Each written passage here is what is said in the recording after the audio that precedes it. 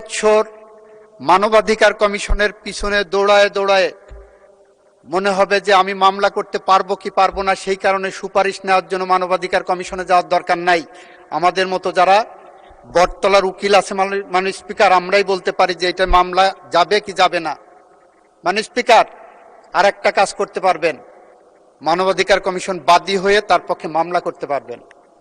প্রশ্নটা হলো, তদন্তের পরে মানবাধিকার কমিশন যখন আপনার মতো নিরপেক্ষ চেয়ারে বসে দুই পক্ষকে শুনানি দিচ্ছেন, শুনানির শেষে তারপরে আপনি যে বাদী হয়ে এক পক্ষের মামলা করলেন, can it be called a reasonable law? Can it be called a neutral ল?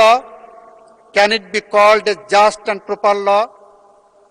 এই প্রশ্নগুলো যখন আমাদের সামনে আসে মাননীয় স্পিকার, তখন আমাদেরকে বিলের প্রথম লাইনেই বলতে হয়, মানবাধিকার কমিশন অধ্যাদেশ 2025 সংশ্লিষ্ট স্টেক হোল্ডারদের সহিত অধিকতর পরামর্শ যাচাই বাছাই করা প্রয়োজন।